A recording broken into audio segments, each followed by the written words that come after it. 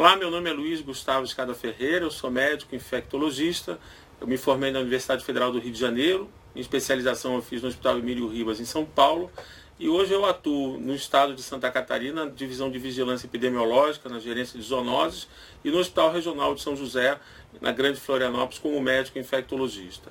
Hoje a gente vai falar sobre hantavirose, vou tentar passar para vocês uma atualização sobre o tema, e vou trazer essa fala em 3 momentos, praticamente. Uma visão geral do que é infectologia, sistemas de saúde, que eu acho que o pessoal da atenção primária entende muito disso. Depois a doença em si e fazer um link com isso sobre a vigilância epidemiológica, ecossistemas e coisas desse tipo. Então, a hantavirose, né, é uma doença infecto-contagiosa. O infectologista tem mais ou menos essa trilogia na cabeça, daí essa dialética do triângulo que vai aparecer bastante. A gente sempre tem uma visão macro e micro do ser humano inserido no meio ambiente com agentes infecciosos. Curioso que o ser humano também pode ser um meio ambiente para diversos agentes infecciosos, como por exemplo a nossa flora intestinal. Mas hoje eu vou atuar mais desse ser humano vivendo num ambiente onde possa ter roedores que possam transmitir diversas doenças para esse ser humano. Outra coisa que a gente tem que levar em consideração é tanto o ser humano quanto o meio ambiente, o aparelho social que a gente vive e os agentes infecciosos são sistemas vivos. O que são sistemas vivos, né? São compostos por seres vivos se relacionando. Esses seres vivos têm autonomia, eles têm abertura para esse meio, eles se renovam incessantemente, trocam com o meio, se adaptam ao meio e evoluem.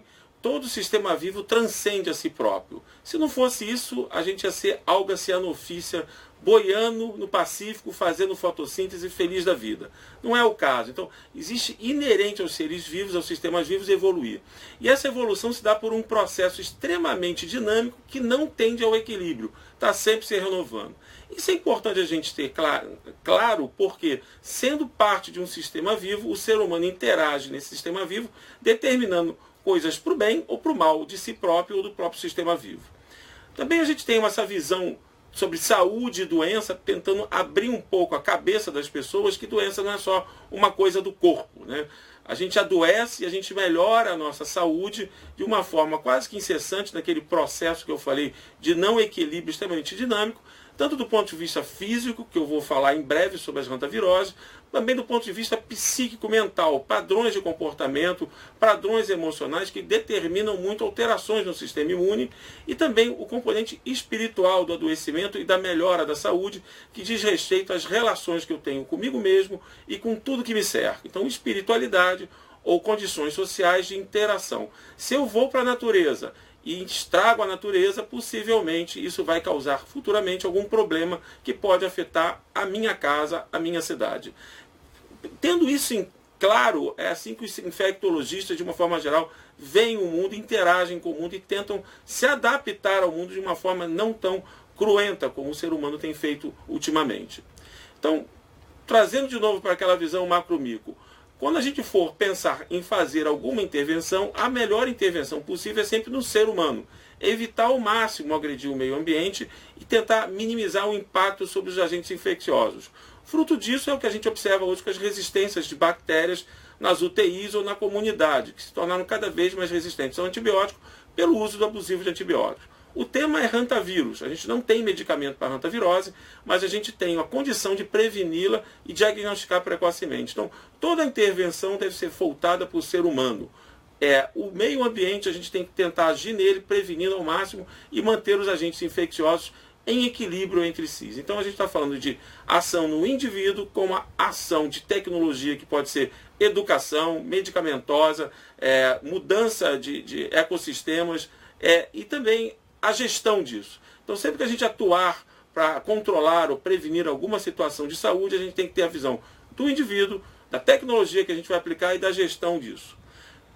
A gente pode ver esse ser humano agora que entra dentro de um sistema de saúde não mais como um ser humano qualquer, mas como um cliente potencial de usar esse sistema de saúde. Novamente, a ideia que se traz aqui é quanto a gente está investindo na educação, na orientação desse cliente sobre cuidar de si próprio.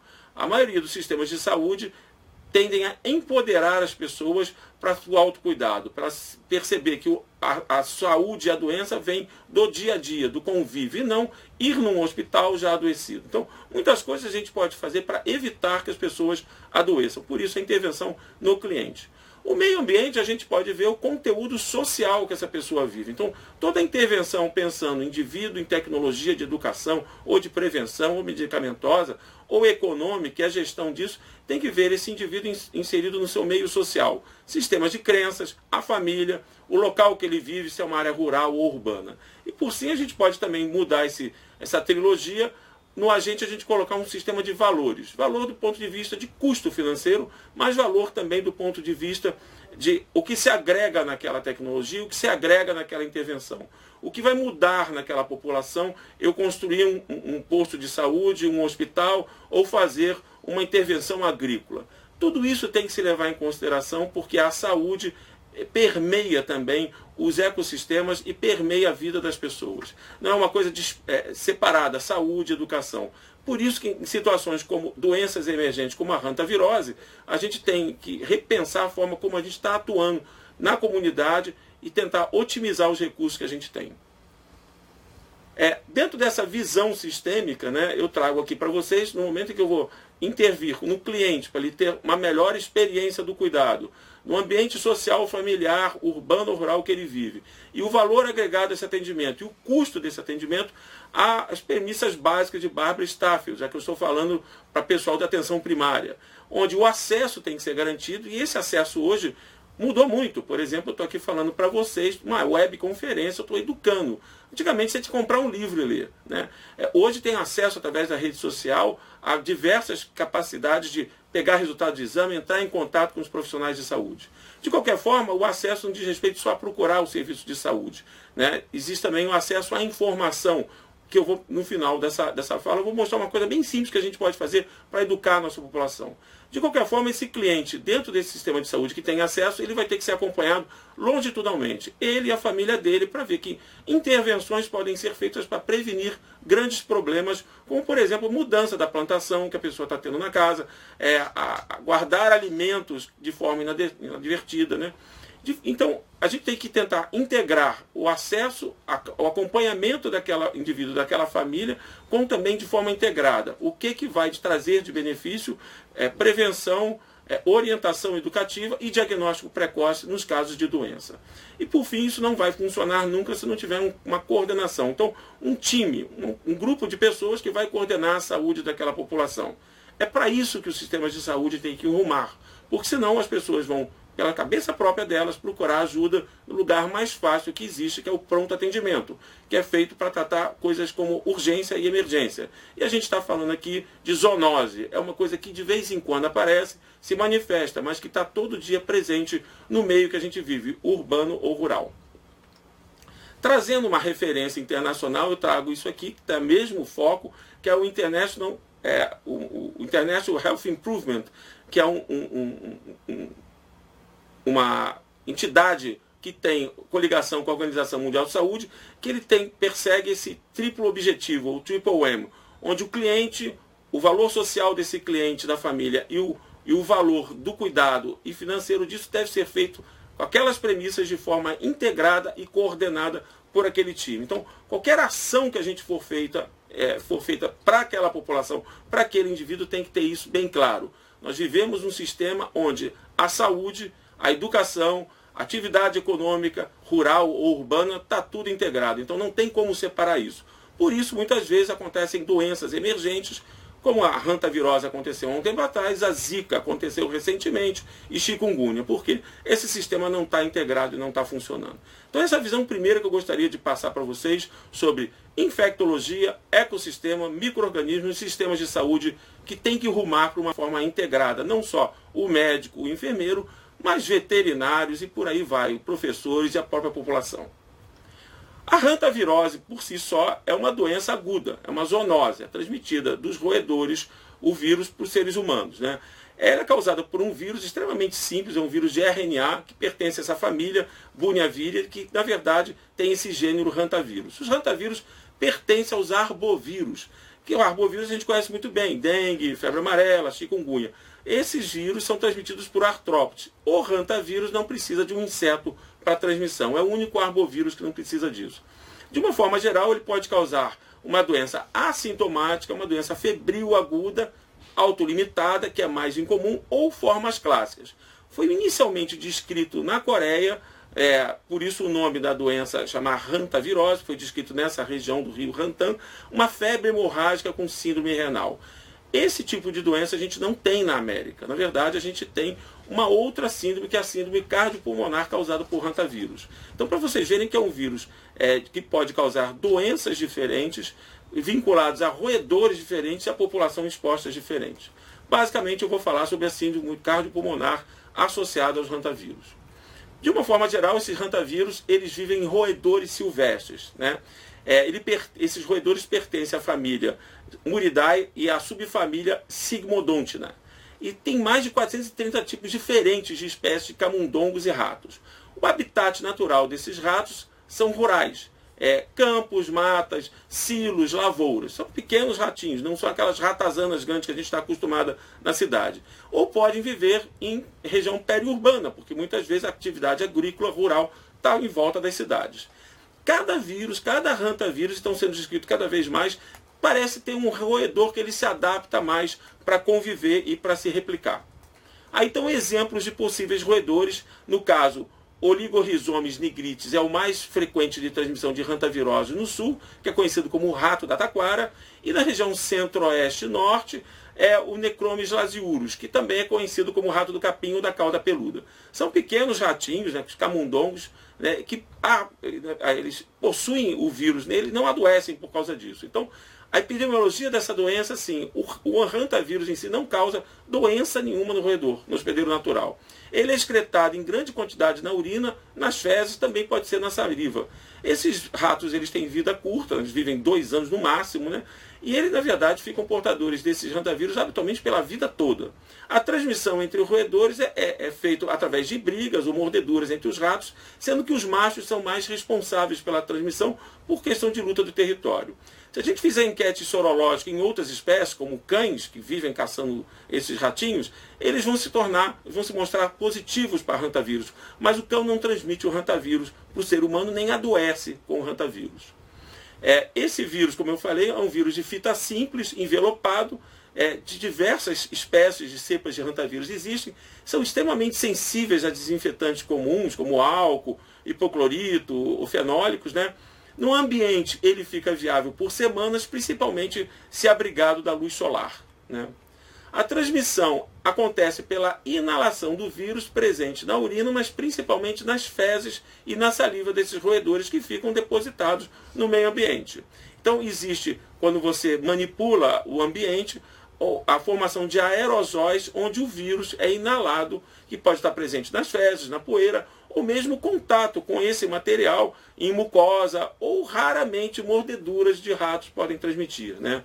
Raramente essa lesão em pele conjuntiva ou mucosas pode ser responsável pela transmissão da hantavírus. A transmissão pela água e por alimentos também pode acontecer, mas é incomum, é mais por aerosol, e é descrita a transmissão interhumana, principalmente na região da Argentina e do Chile, motivo pelo qual a gente, na suspeita de hantavirose, tenta isolar o paciente.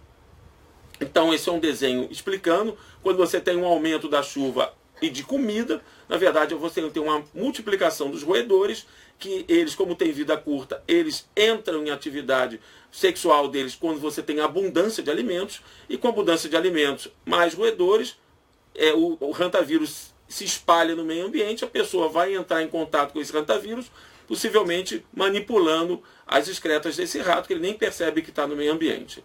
O que pode acontecer é que períodos de escassez de comida, depois de um período grande de abundância, os ratos ficam desesperados e começam a invadir silos, as casas das pessoas, que vão tentar tirar os ratos dali, se eles não cuidam bem dos alimentos ou dos grãos, e podem entrar em contato com o hantavírus também. Então, é condicionado à abundância de alimento, à falta de alimento por ratos e intervenções que a gente faz no meio ambiente.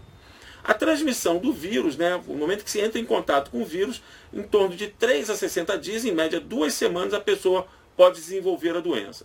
Entre os roedores, essa transmissão entre os roedores, ou seja, viremia, eliminação nas fezes, na saliva, situa-se em torno de 3 a 8 semanas. A doença ocorre eminentemente em seres humanos e a reinfecção não é descrita. Como é que acontece? O vírus entra pelos aerosóis, pela poeira, no sistema respiratório das pessoas, né? Ele se liga a um tipo de receptor dos vasos sanguíneos do pulmão da gente e também a plaquetas, que também têm esses receptores, e ocorre uma resposta imune celular, muito guiada por linfócitos CD8, excessiva produção de citocinas, como fator de necrose tumoral, interleucina 1 e interferon gama, e aumenta, faz uma vasculite no pulmão dessas pessoas, com aumento da permeabilidade vascular, extravasamento de líquido para o interstício pulmonar, e aí entra todo o processo de cascata de eventos que vai acontecer. A queda da plaqueta se acontece também porque o vírus ele se liga às plaquetas, diminuindo a quantidade de plaquetas da pessoa, e é comum não acontecer sangramento por causa disso. Apesar da plaquetopenia da hantavirose, essas pessoas não costumam sangrar facilmente, como uma outra doença que a gente também sempre fica com o pé atrás, que é a leptospirose, que é transmitido por um outro rato e que também dá plaquetopenia. A hantavirose, a síndrome cardiopulmonar, destaca-se também uma depressão do miocárdio, por um aumento exagerado do fator de necrose tumoral. E aí um choque decorrente disso. Então a gente tem um comprometimento miocárdico e um comprometimento pulmonar importante. A doença em si, ela é distinguida por fases, digamos assim. A primeira fase, ou a fase prodrômica, ela dura em torno de 6 dias. E é uma doença infecciosa indistinguível da maioria das doenças infecciosas agudas, com febre, dor no corpo, mialgia importante, dor de cabeça. Existe uma descrição de dor lombar e abdominal importante, que pode muitas vezes mimetizar abdômen agudo ou doença como pielonefrite, né? Dor de cabeça, tontura, a pessoa fica com muito cansaço e sintomas de trato gastrointestinal, como náusea, enjoo, vômito, diarreias, que não é a coisa mais importante da hantavirose, né? Isso pode regredir ou, no final dessa fase, começar a aparecer uma tosse seca e evoluir para uma fase mais crítica, né? O que a gente faz para tentar fazer um diagnóstico diferencial disso? Primeira coisa, mais importante, são os aspectos epidemiológicos. De tentar checar com aquela pessoa e com a família, por isso aqueles conceitos que eu falei, o acesso e o atendimento tem que ser pensado no indivíduo e no núcleo social que ele vive, para você checar aspectos epidemiológicos. Você foi limpar paiol, você teve contato com lavoura? Não, eu sou uma pessoa que moro na cidade, então é pouco provável que seja uma hantavirose. Os diagnósticos diferenciais, como eu falei, vai qualquer virose ou qualquer doença infecciosa bacteriana que possa comprometer o pulmão agudamente, né? Desde influenza até legionela, ou se a pessoa for soropositiva para o HIV, uma pneumocistose. Então é um diagnóstico diferencial muito aberto nessa fase prodrômica. O que vai diferenciar, na verdade, é a evolução da doença, que evolui muito rapidamente para uma fase grave. Então, como citei, assim, pielonefrite, dor lombar pode confundir? Pode. Abdômen agudo? Pode. Influenza? Então, é muito difícil o diagnóstico da hantavirose na fase prodrômica, né? O que acontece na sequência de passar desses poucos dias, 3, 6 dias, é uma evolução para a fase cardiopulmonar da doença. Aí sim a coisa é visivelmente grave. A febre persiste, a tosse seca aumenta, que pode até se tornar produtiva, mas o paciente evolui com dispneia importante, aumento da frequência respiratória, aumento da frequência cardíaca e hipoxemia. Ocorre uma queda da pressão arterial, ou seja, um choque, e o edema pulmonar visivelmente por vasculite pulmonar, não é o edema pulmonar cardiogênico, né? Apesar de acontecer um índice cardíaco, uma ação do TNF no miocárdio, fazendo com que ele evolua para choque também, mas não é um edema agudo de pulmão cardiogênico. Então, o paciente que estava com febre, mal-estar, com dor no corpo, evolui para uma doença respiratória grave, assim, em uma semana, né? Essa insuficiência respiratória aguda evolui para choque, porque a gente tem um índice cardíaco baixo, na verdade, uma resistência vascular periférica extremamente alta, o que diferencia da sepsis na fase quente.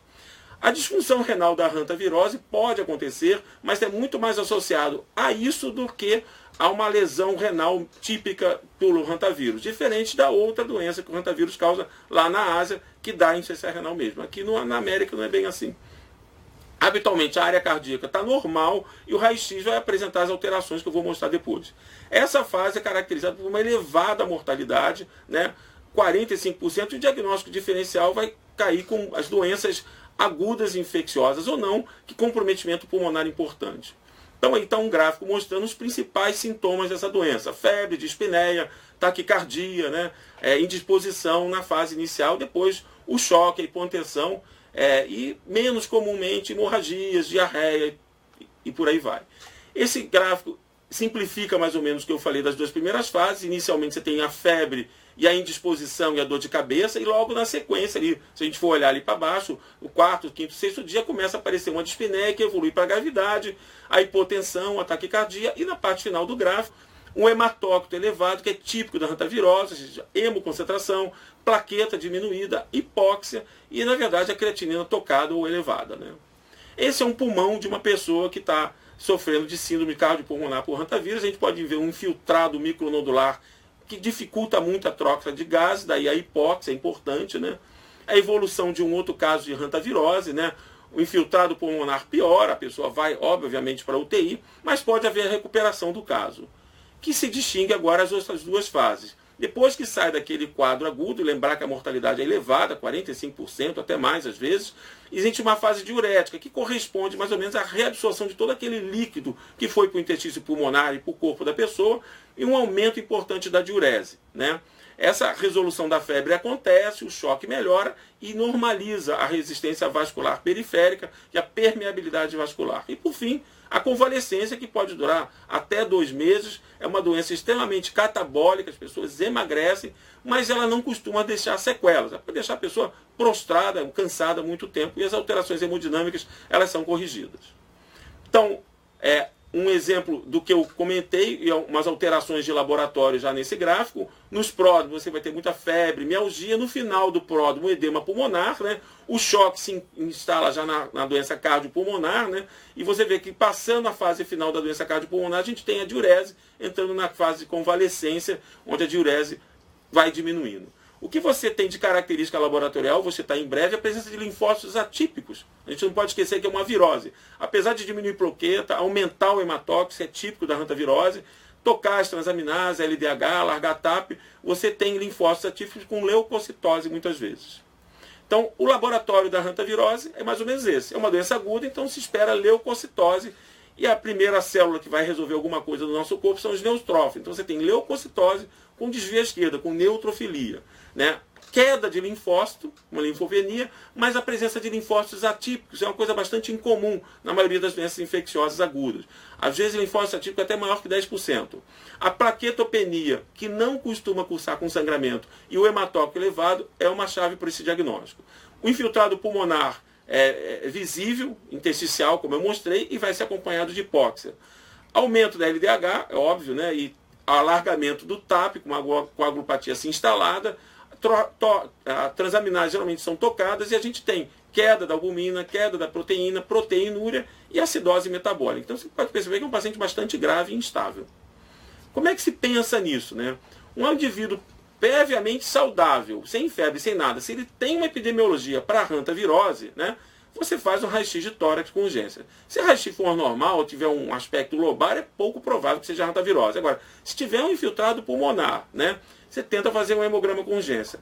Hematócrito aumentado e plaqueta baixa, isso pode ser hantavirose. Por favor, encaminhe esse paciente para uma unidade hospitalar que tenha UTI de preferência. Por quê? A leptospirose não costuma aumentar o hematócrito, ela costuma baixar o hematócrito. Ela costuma baixar a plaqueta. Agora, se o paciente tem um hematócrito normal, né, e uma plaqueta normal, é pouco provável que seja uma hantavirose. Você tem que investigar outras doenças. Os dados laboratoriais dessa síndrome cardiopulmonar associada aos hantavírus está aí. A plaquetopenia, o PO2 sempre baixo por causa da hipóxia, o hematócrito aumentado, então hemoconcentração, a creatinina levemente tocado, até mais, leucocitose e neutrofilia.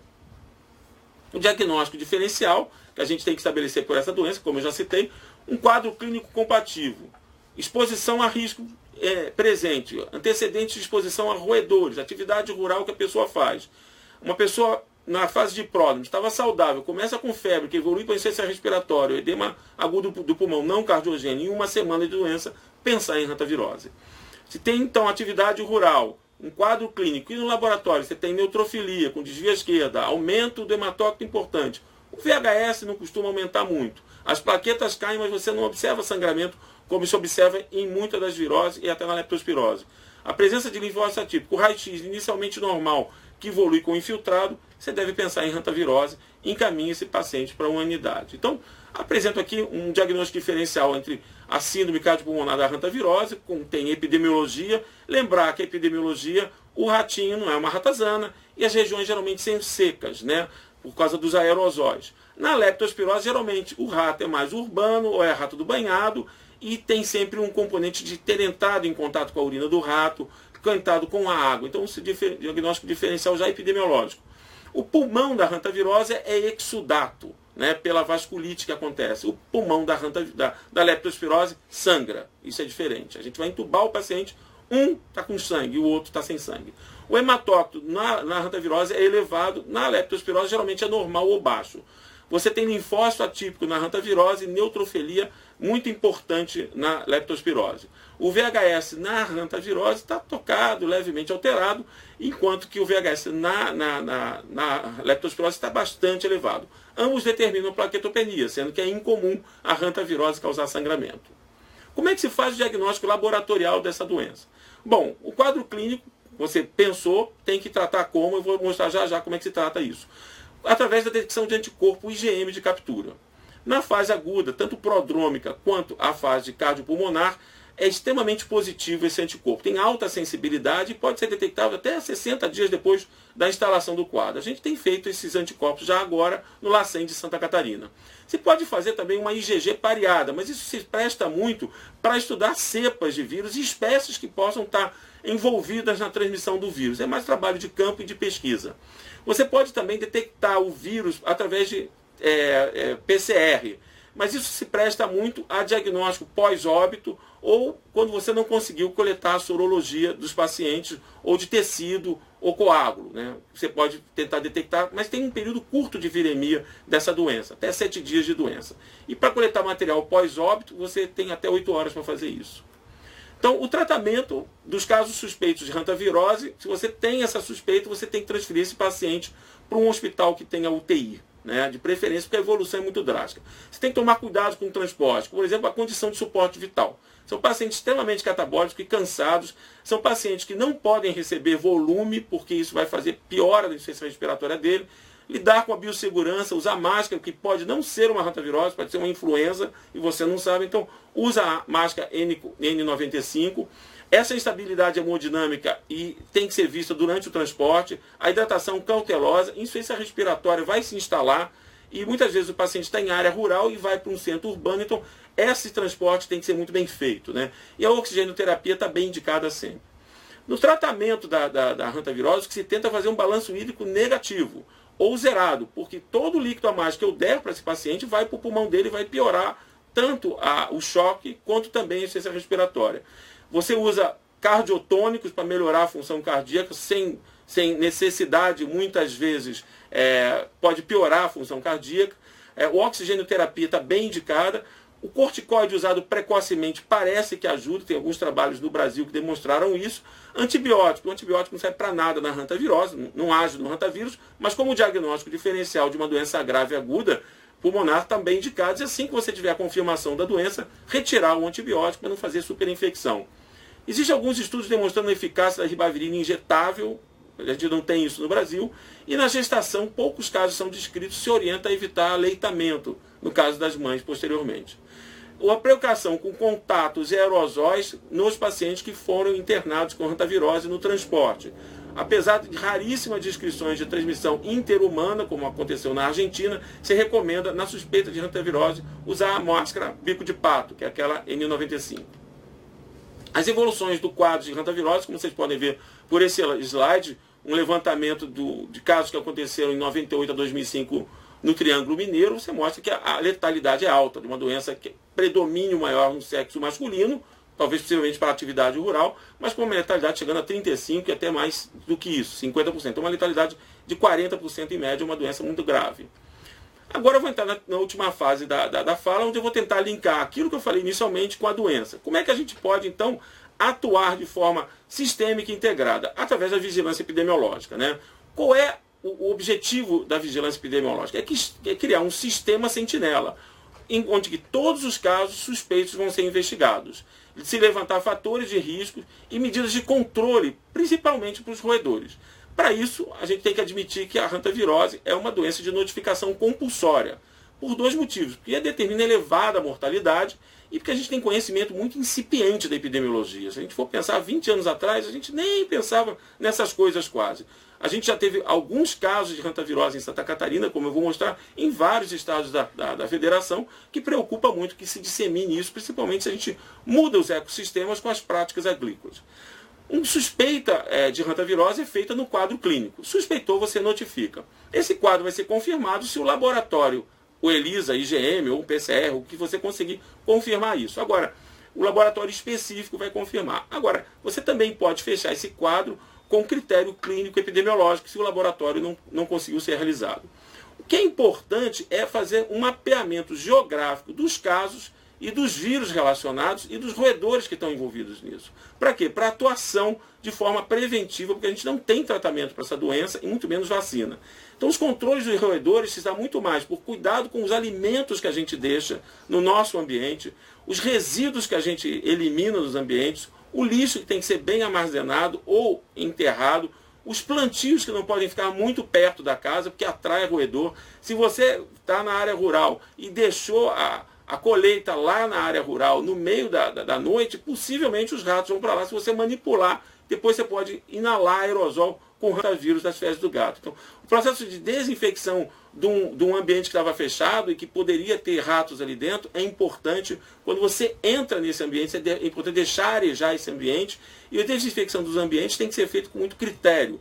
Felizmente, a hantavirose, o vírus em si, é extremamente sensível, a maioria dos desinfetantes comuns. Então eu estou falando de uma coisa chamada biossegurança. Lembrar que a hantavirose é uma doença emergente, a gente não conhece muito bem ela e ela é extremamente grave. Aí tem dados epidemiológicos do Brasil, que são de 2007 a 2012, a gente pode observar que Santa Catarina, Minas Gerais, São Paulo e Mato Grosso são estados onde teve bastante casos de hantavirose, como também o Paraná, Rio Grande do Sul e Goiás, né? A incidência da doença com a letalidade, então a gente tem que Mato Grosso a gente tem uma alta incidência e paralelamente uma letalidade não tão alta. Enquanto nos locais de alta letalidade a incidência é muito baixa, possivelmente porque não se pensa nisso, apesar da letalidade ser alta, né? Os dados epidemiológicos mostram também o número de casos ocorre durante o ano todo, em algumas regiões mais associadas às chuvas, outras mais associadas à seca, principalmente relacionados à atividade dos roedores. Outros dados epidemiológicos também de 93 a 2002, ou seja, um período prévio a esse, a gente tem o Paraná com muitos casos que aconteceram e depois isso começou a acontecer em Santa Catarina também, São Paulo, Minas Gerais e Rio Grande do Sul. A gente tem que lembrar que essa doença está associada à atividade rural, lavoura, silos, grãos e também a varrer a casa, a varrer esses locais, né? A incidência também de doença cardiopulmonar por estados, a gente observa um crescente estado a estado, Paraná no início, depois Santa Catarina e Minas Gerais com maiores números de casos, né?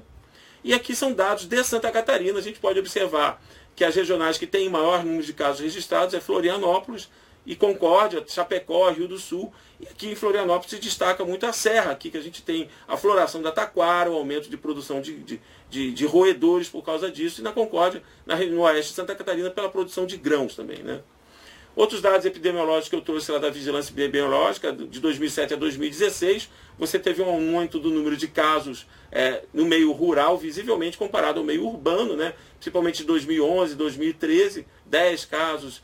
São poucos casos, mas são casos que têm uma letalidade de 50%. A letalidade comparado à incidência também, na verdade a gente tem uma incidência em torno de 30 e poucos por cento aqui no estado, né? E a incidência ela vai variando conforme o ano, né? É uma doença tipicamente masculina, né? Apesar de que mulheres podem pegar hantavirose nas atividades domésticas dela. Se o ratinho foi lá para dentro da casa, se ela entrou em contato, foi ela que foi limpar o paiol ou o silo, ela pode ter risco para isso. Então, uma prevalência, na verdade, na população econômica ativa, de 20 até 50 anos de idade, e sexo masculino. E esse dado é interessante. Quando as atividades pelas fichas de notificação que a gente identificou como sendo atividades de maior risco. Então está lá, limpeza da casa, isso está muito associado à mulher, galpão ou depósito. Mexer com agricultura, lidar com desmatamento, presença de rato silvestre, o contato com grão e lenha. Então, essas atividades têm que ser questionadas quando a gente começa a pesquisar um caso de doença aguda que apareceu na nossa frente, que está evoluindo de forma atípica, com muita insuficiência respiratória e choque. A prevenção da hantavirose se dá por precauções com os roedores silvestres e também em laboratório, as desinfecções de ambientes que têm maior risco de contaminação, como o lugar de armazenagem de alimentos, os silos e grãos e tudo. Se pode usar a solução de hipoclorito de sódio diluída, água sanitária, uma porção de água sanitária para 9 porções de água, que dá essa solução a 0,3%, ou álcool a 70%, se for questões de laboratório, e fenólicos também. O vírus é extremamente sensível. Se deve ventilar os ambientes fechados 30 minutos antes de você entrar e usar máscara. Então, se você vai entrar num silo, abre aquilo, coloca uma máscara, porque é uma doença que vai transmitida por aerosol. Uso de equipamento de proteção individual na captura de roedores ou de qualquer outro animal silvestre e ao manipular os roedores. Porque é um risco menor, mas a mordedura pode transmitir o próprio vírus, né? Sempre ter atenção com alimentos, grãos, plantações e os resíduos que a gente deixa na natureza. As considerações finais que eu tenho que fazer sobre essa doença: as hantaviroses representam um grande desafio para nós, de uma forma geral, porque a gente conhece muito pouco sobre ela. Os ecossistemas rurais e urbanos e a diversidade viral são as principais características dessa doença. Lembrar que é uma doença rural, mas que periurbana já pode acontecer casos, porque a gente tem zonas rurais próximas da cidade, como aqui na Grande Florianópolis. O quadro clínico é um quadro clínico atípico, não é um quadro clínico definido, mas a característica dele é uma doença aguda que evolui com insuficiência respiratória e choque de forma grave, de elevada mortalidade. A gente não tem tratamento específico por hantavírus e muito menos vacina. E o mais importante, que essa doença está sujeita às variações da natureza ou provocadas pelo ser humano no meio ambiente, ou seja, excesso de chuva, excesso de alimento. Eu chego num local e instalo uma nova lavoura, eu vou mudar o ecossistema. Então a gente está lidando aqui com educação ambiental e biossegurança. Quando você vai acampar, você pode estar entrando num lugar que tenha hantavirose. Então deixe sua barraca sempre fechada, cuidado com os alimentos, porque isso pode fazer com que um simples lazer se torne uma doença extremamente grave. E para finalizar, eu deixo para vocês uma forma de atuar na comunidade através de orientações de fim práticas. Ou seja, quando chover demais, aumenta a fartura de alimentos para os ratos, tome cuidado, acondiciona o lixo bem. É sempre interessante plantar coisa a mais de 30 metros da casa, deixar os alimentos sempre, ou rações, sempre acima do solo, 40 centímetros, evitar que os roedores possam entrar em casa. São todas essas orientações que a gente segue para essa doença e para várias outras doenças que são transmitidas por roedores silvestres ou urbanos. Muito obrigado e eu abro agora para perguntas. Deixo aí também o meu contato para vocês, se vocês quiserem. Bom, foi muito bom poder passar esses dados para vocês. Lembrando que é uma doença nova, emergente, grave, e que assim, o sistema de saúde tem que estar direcionado a diagnosticar, notificar, para tentar atuar com o mínimo de dano possível para o ecossistema humano e de roedores, porque uma coisa que se pensa, então vou matar todos os ratos. É exatamente isso que não deve ser feito, porque você vai selecionar uma espécie que possivelmente vai transmitir algo pior para nós. Então, mais prevenção deles fazerem parte do nosso habitat do que querer declarar guerra aos pobres dos ratinhos. É basicamente isso que é a mensagem que a gente tem que dar.